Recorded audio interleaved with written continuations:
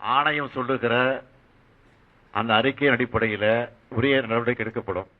அதற்கு பிறகு இன்று காலையில் 9:30 மணிக்கு தான் வரலாம் என்று முடிவு செய்து விமானத்தில் டிக்கெட்டு பதிவு செஞ்சிருந்தேன்.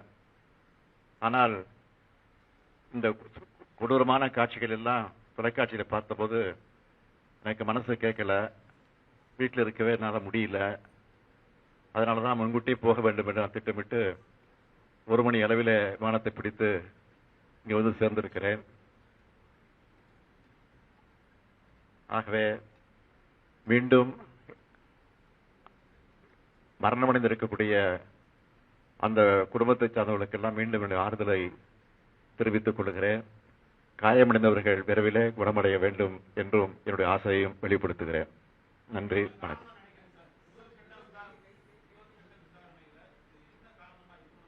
அதுக்கு தான் உயர்நீதிமன்றத்தினுடைய ஓய்வு பெற்ற நீதிபதி தலைமையில் ஆணையம் அமைக்கப்பட்டிருக்கு. அந்த ஆணையம் விசாரிச்சு முழுமையாக சொல்லும். இதுக்கிடையில